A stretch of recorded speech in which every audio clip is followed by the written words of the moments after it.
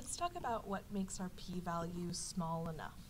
What we need is kind of this cutoff point to know whether or not our p-value is small so that we reject the null hypothesis, or is it large, which means we shouldn't reject the null hypothesis. So with that, we use something called a significance level.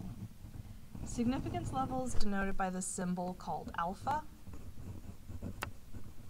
and we can have it hold different values. The most common level is a 0.05, and in fact, if your question doesn't say anything about setting a significance level, if they don't tell you what alpha should be, always use 0.05 automatically. Sometimes they might state something like use a significance level of 0.1 or 0.01, and that'll adjust how we test our p-value. We can also describe these significance levels in terms of a percentage, so like where we have alpha equals 0.05, sometimes that will be described as a 5% significance level. So you can see it in those two forms. What this does is it sets a barrier for what makes our p-value small or large. So let's say, for example, we're running a right tail test, which means our p-value is going to be this area to the right. If we have our curve that we use with our standard normal, and let's say we're using our standard alpha equals 0.05. What this does is it creates an area to the right to match up the idea of a right tail test. It would cut such that we have 0.05 in this area to the right here. So we'd have this area of alpha that we've kind of segmented off within our graph. And the idea is if we land to the right of that point, we reject that null hypothesis. Meaning if we land anywhere over here, this is an extreme area, and this would be giving us statistically significant results that we should be rejecting that null hypothesis. If we land anywhere to the left, this is where we fail to reject the null hypothesis.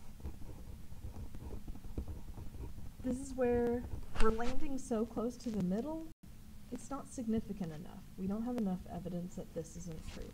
But out here, it kind of creates this rejection region where these are where significant results are. And this is how we get a comparison value for our p-value. Because if you imagine our p-value creates our area to the right, if our z-score, say, lands out here where it's significant, if we make our p-value, it's going to shade a smaller area than that 0.05.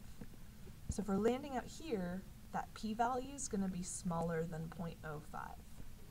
If we land over here, and I'm creating my p-value, which is the area to the right, I'm going to be creating this large area that's going to be bigger than 0.05. So if I end up with a value that's larger than this value for alpha, it's not significant, so we would fail to reject the null hypothesis. So this is where we get a comparison. If our p-value is less than or equal to our value for alpha, reject the null hypothesis.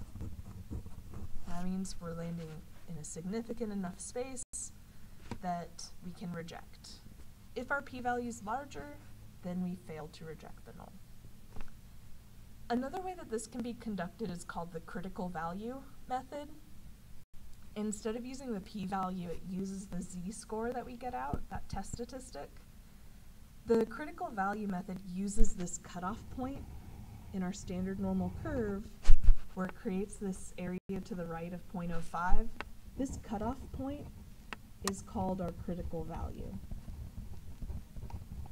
The idea being that we could test where we're landing just based on our z-score.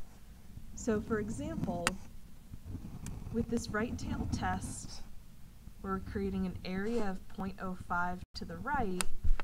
If we use technology, that's going to give us a critical value of 1.6449.